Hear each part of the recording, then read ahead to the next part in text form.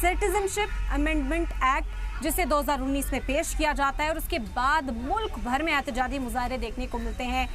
जो रद्द-ए-अमल है वो तरह तरह के उस दौरान सामने आए थे और एक बड़ा प्रोटेस्ट जो है वो हिंदुस्तान ने फेस किया था। लेकिन उसके बाद अब 2024 से इसके निफाज पर काम किया गया है और कई लोगों को इसके तहत सिटीजनशिप मिलनी शुरू हो चुकी है। दिल्ली से इसकी शुरुआत हुई, गुजरात में भी हमने कई मामले देखे जहां पर उन्हें सिटीजनशिप दिया गया और कुल मिलाकर अगर एक मोटे आंकड़े की मैं बात करूं तो 31,000 लोग ऐसे हैं जिन्हें सिटीजनशिप मिल चुकी है। पाकिस्तान से, श्रीलंका से, बांग्लादेश से, आसपास के जो नेबरिंग कंट्रीज है वहां से आने वाले गैर मुसलमान यानी कि हिंदूज, बुद्धिस्ट, क्रिश्चियंस और दूसरी कम्युनिटी के जो लोग हैं वो हिंदुस्तान की शहरियत हासिल कर सकते हैं इसके तहत और उस पर काम भी किया जा रहा है। ऐसे में जब हमने दस्तावेज़ों को खंगाला, हमने जब डॉक्यूमेंट्स में देखा कि 31,000 लोग ऐसे हैं जिन्हें सिटीजनशिप मिल चुकी है, तो वो किस हाल में रह रहे हैं, वो आखिर कहाँ बसे हुए हैं, उनका रोजगार कैसे चल रहा है, उन्हें सरकार की ओर से क्या कुछ मदद दी जा रही है, उनकी ज़िंदगी गुजर बसर कैसे हो रही है, यही जानने के लिए आज हम पहुँचे हैं दिल्ली मजनू के टीला के पास। ये लोकेशन है, ये बस्ती है जहाँ पर पाकिस्तान से आने वाले जो मुजाहिरीन हैं वो बसे हुए हैं और उनसे बातचीत करेंगे, आगे आपको लेकर चलेंगे, उनका हाल जानेंगे, वो कैसे अपनी ज़िंदगी यहाँ पर गुजार रहे हैं वो आपको दिखाएंगे।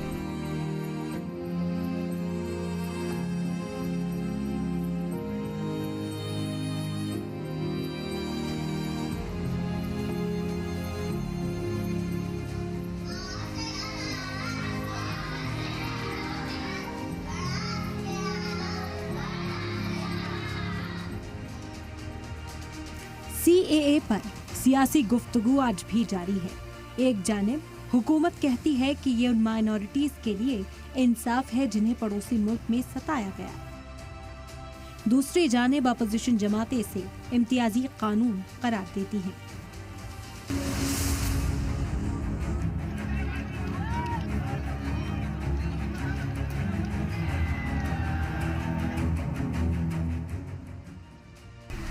हम पाकिस्तान सिंध प्रांत से आए हैं और 484 का जत्था लेके आए थे 2013 में। तो वहाँ के जो हालत पाकिस्तान में मुसलमान हिंदुओं के साथ अत्याचार बहुत क्या है, वहाँ कोई मंदिर में पाठ पूजा नहीं कर सकते हैं, लूटमार ज़्यादा, धर्म परिवर्तन है, किसी के पास कोई संपत्ति होगी तो वो लूट लेते हैं। अच्छा, सरकार और दरबार, जो सरकार है वो भी उन्हीं के पक्ष की है, मुसलमानों के पक्ष की रहती है। जो बच्चों का अपने ही धर्म का पूरा ज्ञान नहीं है तो वो कोर्ट में ले जाने के बाद उनका धर्म परिवर्तन हो जाता है। सरकार दरबार वो कहती है कि इन्होंने धर्म परिवर्तन कर लिया, पुलिस भी उनकी तरफ कोर्ट जिम्मेदार। इस कारण से कुंभ का वीज़ा लेके 484 परिवार आए थे हम यहाँ।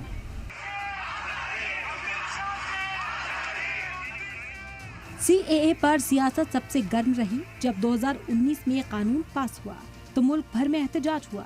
दिल्ली के शाहीन बाग से लेकर असम और बंगाल तक लाखों लोग सड़कों पर उतर आए। लाखों लोगों की दलील थी कि CAA और NRC मिलकर हिंदुस्तान के मुसलमानों को हाशिए पर धकेलने का हथियार है। दूसरी तरफ सरकार बार बार कहती रही कि यह कानून सिर्फ 3 पड़ोसी मुल्क से आए गैर मुस्लिम माइग्रेंट्स के लिए है। इन बहसों और टकरावों के बीच CAA आज लागू हो चुका है, मगर सवाल अब भी वही है, इससे समाज कितना जुड़ पाया, कितना बिखर गया। सिंध से आए हुए हैं गांव से, ये अपना शहर में ऐसा कोई कारोबार नहीं कर रहे हैं, ये रेड़ी पटड़ी है, कोई लेबर मजदूरी के लिए चले जाते हैं और अपना जीविका चला रहे हैं। CAA के 6 साल बाद भी तस्वीर मुकम्मल नहीं है। सिलसिलेवार तरीके से अब आपको बताते हैं रियासतों के हालात कि कहां कितनी दरखास्त आई हैं और कितनी शहरियत अब तक दी गई हैं। असम में 12 दरखास्तें आई, मगर अब तक सिर्फ 3 अफराद को शहरियत मिली।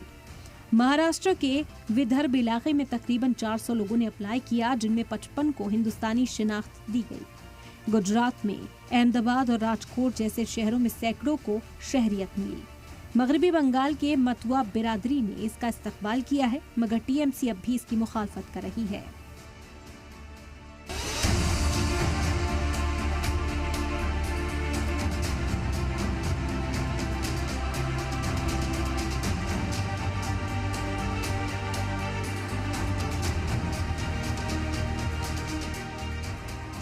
CAA के कानून आने के बाद कुछ लोगों को शहरियत तो मिल गई, मगर असल मसला अब भी वही है, रिहाइश और रोजगार। जब सलाम टीवी की टीम दिल्ली के मजनू के टीला में बसे पाकिस्तानी हिंदुओं से मिलने पहुंची, तो पाया कि लोगों के पास रहने को महज झुग्गियां हैं और काम धंधे की गारंटी नहीं है।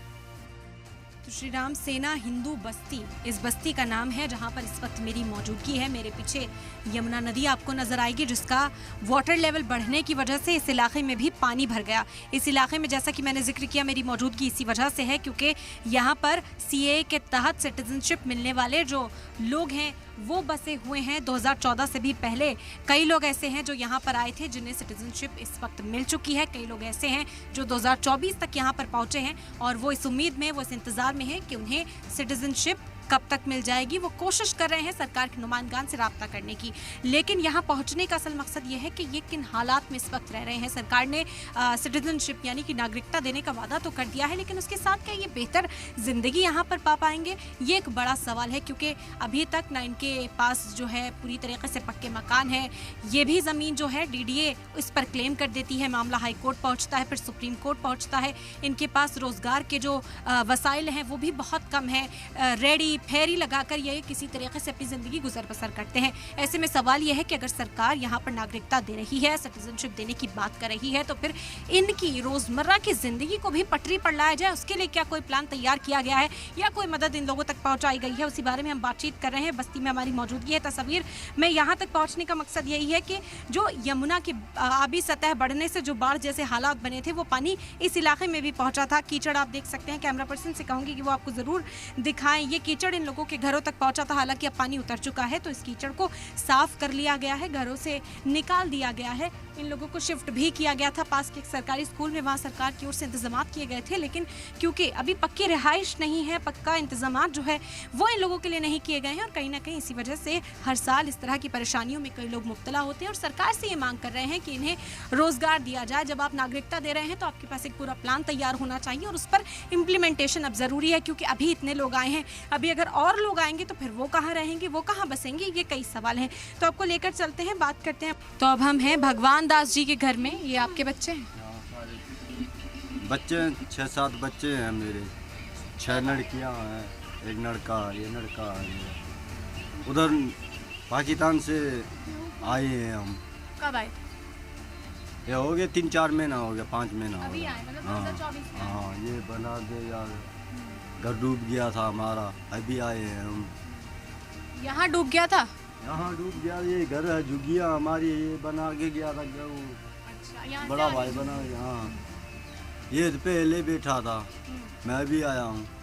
यहाँ देख रहा हूँ कुछ नहीं मिलता है, ये घर डूब गया। तो आप कैसे आए? आपको बताया गया था कि यहाँ से जत्था जा रहा है पाकिस्तान से, वहाँ चलो, वहाँ की ज़िंदगी आसान होगी, क्या सोच के आपने यहाँ आने का फैसला? उधर कुछ नहीं है, उधर हमारी खेती बाड़ी नहीं, हमारे कुछ नहीं चलता उधर, हकीकत आने का फैसला किया? हाँ, इसलिए आए हैं हम, कमा के उधर इकट्ठे करके आए हैं। आए कैसे? वीज़ा लगा के अभी आए होंगे? वीज़ा लगा के आए हैं। और अभी आपको यहाँ रहने के लिए यहाँ की नागरिकता की ज़रूरत है? हाँ, ये तो पता होगा। है, ऊत है, कार्ड नहीं, हमारा पासपोर्ट है बस खाली हमारा। तो बनने के लिए दिया है अभी? दिए है, वो आसरा दे रहा, पता नहीं कब आएगा, फिर काम होगा ना। मंडी में मैं जाता हूँ, 200-300 लेके आता हूँ, इतना नहीं है, मेरे में दम नहीं है कमाने के लिए। एक हूँ, 6-7 लड़कियाँ हैं, मैं क्या करूँ, मजबूर हूँ मैं।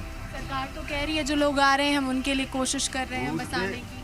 पता नहीं, हमको यहाँ तक ये घर झुग्गी एक बना के गया है, आया भी नहीं आया है। उसको बोला भी मैं, मुझको कुछ न कुछ चाहिए, रश्का चाहिए, नहीं तो रेड़ी चाहिए हमको, जो कमाने के लिए सहूलत हो, वो भी नहीं मिलता है, सहूलत नहीं मिलता है। लड़कियाँ कहाँ भेजूँ मैं, कहाँ लेके जाऊँ? तो ये देखिए आप कि किस तरीके से ज़िंदगी जीते हैं, यहाँ का आसरा लेकर आए हैं कि पाकिस्तान से बेहतर ज़िंदगी यहाँ पर मिल जाएगी। लेकिन जैसा कि उन्होंने जिक्र किया कि उनके आगे उनके बच्चे हैं, रोज़गार के लिए सिर्फ एक शख्स है, कमाने के लिए निकलते हैं, रेडी लगाते हैं, तो किसी दिन मंडी में 200-200 की कमाई हो जाती है। और ये देखिए कितनी मशक्क़त है कि इंसान मंडी जाए कमाने के, ये साफ़ करे, क्या करेंगे? क्या करें, सोचो तो अब मैं क्या सोच रहा हूँ, मैं तो सोच रहा हूँ कि ये पहले करो, ये तो बैठने के लिए जगह है। आप लोगों को शिफ्ट किया गया था दूसरी जगह पे? स्कूल में भेजा था ना? हाँ, स्कूल में भेजा था, 3-4 दिन उधर हुआ था, पानी उतर गया था, यहाँ आ गए थे। पानी उतर भी गया तो क्या ये कीचड़ तो यही कीचड़ है, क्या करे, उसको कुछ न कुछ करना पड़ेगा, उसको बनाना पड़ेगा, फिर यहाँ बैठना पड़ेगा ना। तो देखिए ऐसे जीवन चल रहा है। हम उम्मीद करते हैं आपके भी दिन आसान हो, सरकार से मदद आएगी तो ज़ाहिरी तौर पर यहाँ काम बेहतर हो सकेगा। तो ये हालात लगातार ऐसे ही बने हुए हैं। बस्ती के अलग अलग तस्वीरें हम आपको दिखा रहे हैं, अलग अलग इलाकों में हम पहुंच रहे हैं। कुछ लोग हैं जिन्हें नागरिकता मिल गई है, कुछ हैं जो इंतज़ार में हैं, लेकिन हालात लगभग सेम ही हैं। बहुत ज़्यादा बदलाव जो है उनके हालात में देखने को नहीं मिल रहा। राशन कार्ड, तालीम, इलाज, ये सब मिलने के बावजूद जिंदगी आसान नहीं हुई है। सरकार ने अभी तक इन लोगों के लिए कोई मुकम्मल पुनर्वास स्कीम या रोजगार पॉलिसी का ऐलान नहीं किया है। सरकार ने जैसे सीए के नागरिकता दी है और हमने अप्लाई कर रहे हैं कि हमें खेती बाड़ी की ज़मीन ही दी जाए। हम यही अप्लाई कर रहे हैं केंद्र सरकार को, प्रधानमंत्री को, अमित शाह जी को। हम ये कह रहे हैं कि हमें खेती बाड़ी के लिए ज़मीन दी जाए, क्योंकि किसान है, किसान का काम जानते हैं और तो काम जानते नहीं है और मांग भी नहीं कर रहे हैं। क्योंकि इसलिए कर रहे हैं तो वो हमें, हमारे दादा परदादा, हमारे पिताजी करते आए हैं खेती बाड़ी। सवाल यही उठता है कि जब नई आबादी को शहरियत दी जाएगी तो वो कहाँ बसेंगे और क्या करेंगे। CAA के तहत कानूनी पहचान तो मिल रही है, मगर जिंदगी की असली मुश्किलात अब भी जस की तस हैं। कब से आ गए यहाँ पे? हमारा 8 साल हो गए। 8 साल से ऐसे ही रह रहे हैं। पढ़ते वढ़ते हैं बच्चे? सब पढ़ते हैं? सारे हाँ, पढ़ने पढ़ते हैं। जाते कहाँ जाते हैं पढ़ने? ये स्कूल में सामने वाले। और कोई मदद यहाँ सरकार की तरफ से कुछ? मदद कर रही है, हम खुद नहीं अपने पैसे से खाते हैं पीते। तो सरकार तो कह रही है नागरिकता मिलेगी, नागरिकता मिल गई? हाँ, मिल गई। मिल चुकी है आप लोगों को? किसी को मिल गई, किसी को नहीं मिली। आप लोगों को मिल गई? नहीं मिली। तो लगता है मिल जाएगी तो कुछ बदलेगा? पता नहीं क्या बदलेगा, समझ में नहीं है, अभी तक बदला नहीं है। देखो, हम तो सच्चे दिल से कहते हैं, ऐसे चिड़िया भी अपना घर नहीं छोड़ती है। ये बच्चे जितने भी बैठे हैं ना, अपना घर बार सब कुछ, कारोबार, रोजी रोटी, अपनी माँ बहन सब कुछ छोड़ के आ रखे हैं। बहुत उम्मीद लेके आए थे, क्योंकि एक केवल देश ये है, भारत देश है। क्योंकि केवल हिंदू भारत देश में आएगा, और देश है ही नहीं। और देश तो हर किसी के हैं, लेकिन हमारा देश हिंदू का एक भारत ये देश है। तो देख रहा हूँ यहाँ पे हमें खाली पीली में लोचोड़ा जा रहा है, हमें परेशान किया जा रहा है, हमें फिर पाकिस्तान में भेजा जा रहा है। बहुत तो कह रहे हैं नागरिकता आपको मिली है अभी? नागरिकता नहीं, हमें नहीं मिली, किसी को मिल गई, किसी को नहीं। साल में आए आप? मेरे को तो 13-14 साल हो गए। तो फिर अभी तक नागरिकता नहीं, आपने अप्लाई नहीं मिली। किया? एक तो हम लिखे पढ़े नहीं, एक जाहिल है। अभी देखो यहाँ पे हमने जीवन इतना झेल रहे हैं, इतना झेल रहे हैं जीवन, तो कोई हमें पूछने भी नहीं यार। हमें पता चला अभी कि CAA के तहत जो नए लोग हैं 15 के बाद वाले, अब उनको मिल रही है नागरिकता। इसीलिए हम यहाँ पर आए कि आपको पता भी है कि मिल रही है। नागरिकता तो मिल रही है, तो हमारा रोजगार भी मिलना चाहिए, हमारे बच्चों का जीवन सुधरना, हम सुधार सकें पढ़ाई लिखाई में, उसको कोई देश के लिए हम कोई खड़ा कर सकें।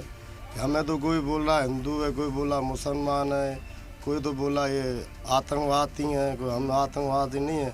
हम बच्चे हमारे छोटे छोटे हैं, हम परिवार वाले हैं। हमने कभी ज़िंदगी में ना चोरी की ना ठगी। हम तो जो सच बात होती है वो कैमरे के सामने, मीडिया के सामने, लोगों के सामने रख देते हैं, क्योंकि अभी हम बहुत परेशान हो रखे हैं। और तस्वीरें मैं एक बार दिखाना चाहूँगी। आप देख सकते हैं ऐसे ही रहते हैं यहाँ पर। छोटे छोटे जो मकान हैं या कहा जाए शेल्टर्स लिए हुए हैं, इस मिट्टी की ये बात करें जो इन्होंने डलवाई है खुद के पैसों से, इसका भी इंतज़ाम करना पड़ता है। बिजली पानी का जो इंतज़ाम है वो भी यहाँ पर करना पड़ता है, और यमुना का जो पानी है वो यहाँ तक पहुँच जाता है और लोगों की ज़िंदगी में मुश्किलात में इजाफा हो जाता है। इसीलिए सरकार से अपील कर रहे हैं कि इनकी बात को सुना जाए, इन तक मदद पहुँचाई जाए।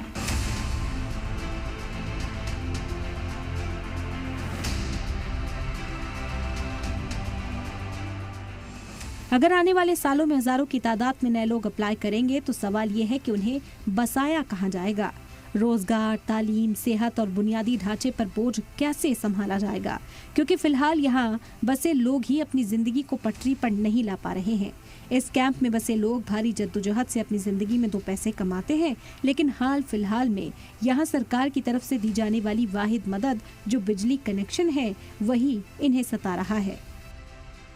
तो जब हमने बस्ती का जायज़ा लिया, लोगों से मुलाकात की, तो एक और जो बड़ी परेशानी लोगों के सामने इस वक्त है वो बिजली के कनेक्शंस और उसके बिलों को लेकर है कि एक बड़ा अमाउंट जो है वो उन्हें पे करना पड़ता है, बल्कि वो इस तरह के शेल्टर्स में रहते हैं। वो इस तरह कई जगहों पर तो पक्के ईंट भी नहीं लगे हुए, हमने जिन मकानों को देखा है। फिर इतना बिजली का बिल कैसे और क्यों, क्या परेशानी है वो जानते हैं, आप ही से जानते हैं। सबसे पहले कितना बिल यहाँ तक पहुँच जाता है? अब ये है, ये जब गर्मियों में बिजली लगा दी गई है गवर्नमेंट की तरफ से, ये सफ़ेद वाले बल्ब हैं और पंखा है, कोई मशीन नहीं है कपड़े धोने की, कोई एसी नहीं है। ये बिल आया है 25,700 रुपये का। 25,700? हाँ। और 13,000 जूम मैं चाहूँगी करें कि 25,700 रुपये का बिल, और बता रहे हैं कि सिर्फ पंखा चलता है, एक LED बल्ब यहाँ पर टंगा हुआ है, वो ज़्यादा से ज़्यादा एक कूलर चल जाता होगा। 25,000 रुपये एक महीने का बिल ऐसे इलाके में आना, इस तरह के घरों में आना अपने आप में सवाल है। और ये 13,370 रुपये का बिल है। ठीक है, ये 14,020 रुपये का बिल है, और ये 14,920 रुपये का बिल है। अब ये कम से कम ये कम से कम है अपनी, ये कम से कम है, कूलर भी नहीं चल रहे हैं। 16,260 रुपये का ये बिल है।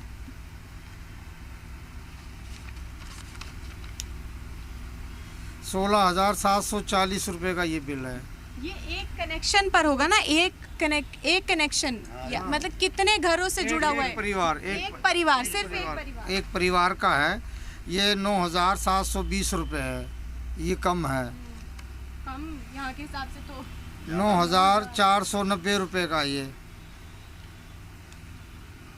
और 14,000। तो ये मीटर अभी हाल फिलहाल में लगाए गए हैं? ये 2 साल 3 साल हो चुके हैं। तो आप लोगों ने कभी इस बारे में पता करने की कोशिश की या बिल भर देते हैं? ये 4 महीने से ये बिल आ रहे हैं। मतलब इसमें ऐसी कोई वो नहीं है कि भाई कूलर चलता हो, एसी चलती हो, या कोई दुकानें हो, या कोई फ्रिज हो। आप देख रहे हो, आप घर चेक करो सबके। तो उसमें क्या है, हम सरकार से और टाटा कंपनी से प्रार्थना करते हैं कि ये तो इनका रोज़गार तो नहीं है, इनको वो मीटर लगा दो, कुछ यूनिट फ्री हो, कुछ तो देने के लिए हम तैयार हैं। दिल्ली में तो क्योंकि बिजली की स्कीम भी चलती है ना, कुछ यूनिट फ्री, 200 हमारे पास नहीं है, यानी हमारे पास नहीं है, कुछ भी नहीं है। तो ये बिल आप लोग भर चुके हैं? अभी ये बिल कुछ भर चुके हैं, कुछ मीटर बंद पड़े हैं। अभी भी चलो आप तुम्हारे को मीटर दिखाते हैं, बंद पड़े हैं, MCP निकाल के फेंक दिए। मीटर बंद हमारे पास होने पैसे से- इतने नहीं है जो हम भर सके। मीटर बंद होने से फिर भी वो चलता है, फिर भी पेमेंट बढ़ती रहती है। बंद हो जाएगा, किसी के घर में बिजली नहीं है, फिर भी मीटर चलता रहता अभी है। भी देखो कितने घर खाली पड़े हैं। तो इसी कारण से ये बहुत पीड़ित है, इनका रोजगार नहीं आप है। लोग दफ्तर गए हैं, बिजली विभाग के दफ्तर जाके बात किया आपने? वो भी पूरा ध्यान नहीं दे रहे हैं। ये गए हैं वहाँ, ये मोहर लगा दिया उसने, बोला देखेंगे, और दूसरी बात नहीं बोली। ये हमने कंप्लेंट वहाँ पे लगाई है सबकी, करवाए हैं। सारे मीटरों की नंबर वाइज की, मगर वो बोलते हैं अभी ये तुम्हारा जो लगा पड़ा यही चलेगा। ये देखिए, इन्होंने बहुत परेशानी है। एप्लीकेशन जो है वो सबमिट की है। पाकिस्तान से आए हिंदू शरणार्थी, बस्ती नज़दीक गुरुद्वारा मजनू के टीला, बिजली का बिल कमर्शियल आ रहा है, उसे घरेलू करना है, यानी कि कमर्शियल मीटर्स जो हैं वो यहाँ पर चल रहे हैं। तो उन्होंने कहा देखेंगे। कितना वक्त हो गया इसे, क्या तारीख है इसकी? 5 दिन हो गए, मगर आज गए थे, हमारे को बोला अभी नहीं आओ, बाद में देखेंगे इसको। आज भी हम जाके आए वहाँ पे। वो नहीं, इस चीज पे सहमति नहीं दे रहे हैं। चलाना ना है तो ये सहमति चलाओ, नहीं। नहीं तो बस छोड़ दो। तो ये तो घरेलू इलाका हो गया, यहाँ तो कोई कमर्शियल काम नहीं होता है। अब देखो, उन्होंने इस चीज़ को लगा रखा है कि 22 के करीब यूनिट 22 रुपए के ऐसे कुछ बता रहे हैं। एक यूनिट का। अच्छा, यहाँ तो यही अपने कितना इसमें इस जो सफ़ेद वाले बल्ब में कितना या वो मैं कहूँगी कैमरा पर्सन से आप ज़रा घुमा कर दिखाएं। आप छत पे कोई पंखा नहीं है, कोई कनेक्शन यहाँ दूर दूर तक आपको बिजली का नज़र नहीं आएगा, ना प्रॉपर तार है ना स्विचेस हैं। बस इस तरीके से यहाँ पर लाइट का कनेक्शन है, एलईडी बल्ब टंगे हुए हैं। और अमूमन सभी घरों में हमने देखा, सभी ज़्यादा से ज़्यादा क्या घरों में यहाँ होगा, कूलर होगा, टीवी होगा, क्या इस तरह के टीवी देख लो, किसी घरों में टीवी रहेगी, सबके घरों में नहीं है। सबके घरों में तो लाइट ही नहीं है। और रही बात छोटे वाले ये कूलर होंगे जहाँ सफ़ेद वाले बल्ब रहेंगे, यही है। मगर इतना ये तो इतना रोज़गार कमा नहीं पा रहे हैं, ये इतना कैसे भरेंगे? ये तो आप बताइए।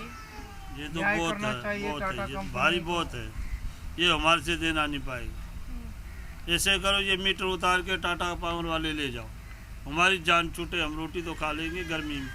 मीटर अभी लगे, पहले यहाँ तक बिजली नहीं थी? फिर पहले बिजली नहीं थी। ये 4 साल से बिजली लगी हुई, पहले बिल सही आ रहा था, 4 महीने के बाद ये झंझट हो रहा हमारे से। अभी मीटर बदल दिए गए। मीटर पता नहीं हमारे को, तो ये तो वही मीटर वही लगे हुए हैं, उसको बस कमर्शियल कर दिया गया है। ये कमर्शियल मीटर है, पहले भी ये 4 साल से लग रहे हैं, पहले इतनी नहीं आती थी। अभी इस गर्मियों में ने जो 20,000 का, 25,000 का, 15,000 का, 16,000 का ये जो है ना वो बिल आ रहा है, तो बढ़ा दिए हैं उन्होंने, टाटा पावर वालों ने। अभी हमारी सरकार से प्रार्थना है कि हमारे जो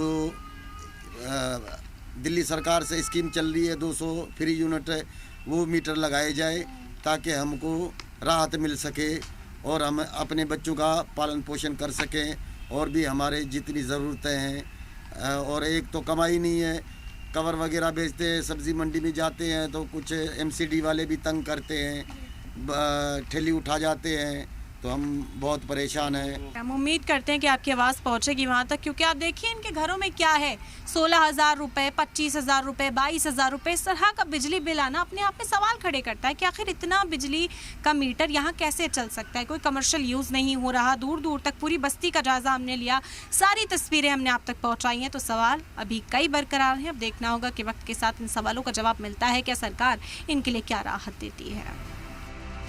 पड़ोसी मुल्कों से आने वाले इन लोगों के लिए कानूनी पहचान तो तय है, मगर उनका इनकलाब तभी पूरा होगा जब उन्हें बराबरी से काम, मकान और तालीम का हक मिलेगा। यानी CAA सिर्फ शहरियत का कागज नहीं, बल्कि एक पूरे सिस्टम की आजमाइश है, जिससे तय होगा कि मुल्क की सियासत और समाज कितनी बड़ी जिम्मेदारी उठाने को तैयार है। तो CAA के 6 साल के बाद भी तस्वीर अब तक मुकम्मल नहीं हो सकी है। कुछ लोगों को शनाख्ती मिल चुकी है, कुछ लोग अब भी इसके इंतजार में हैं, अपने दस्तावेजों को खंगाल रहे हैं और सरकार से अपील कर रहे हैं कि जल्द अज जल्द उनकी नागरिकता को भी मंजूरी दे दी जाए। सियासत अपनी जगह है, मगर मजनू के टीला के जैसे कैंपों में रह रहे जो लोग हैं, ये सिर्फ इनके लिए कानून नहीं बल्कि ज़िंदगी का एक नया सफ़र साबित हो सकता है। ये सिलसिला अब कितनी दूर तक जाएगा ये देखना होगा, क्योंकि सरकार के हाथ में अब है, नागरिकता दे देंगे, लेकिन उसके बाद इनकी ज़िंदगी पटरी पर कैसे पहुंचेगी, हिंदुस्तान के अंदर ये अपना गुजारा कैसे करेंगे, गुजर बसर कैसे करेंगे, रोजगार के मौके इन तक कैसे पहुंचेंगे, कब तक ये इसी तरह के टेंटों में, इसी तरह के शेल्टर्स में रहने को मजबूर होंगे। सरकार कब एक पक्का मकान इन्हें देगी, सरकार कब इन्हें रोजगार के वसाइल जो हैं उनसे जोड़ पाएगी, क्या प्लान तैयार किया है सरकार ने, ये सवाल है। और भी कई जो शरणार्थी हैं जो पाकिस्तान या दूसरे देशों से यहाँ पर पहुँचने वाले हैं, उनके लिए आखिर क्या रोड मैप सरकार के पास है। CAA का इम्प्लीमेंटेशन तो हो रहा है मुल्क के अंदर, लेकिन अब आगे क्या होगा, ये तमाम ऐसे सवाल हैं जिनका जवाब शायद वक्त ही हमें दे पाएगा। इसी वजह से इन सवालों को हम वक्त पर छोड़ते हैं और इसी के साथ आपसे चाहेंगे इजाज़त। आदाब।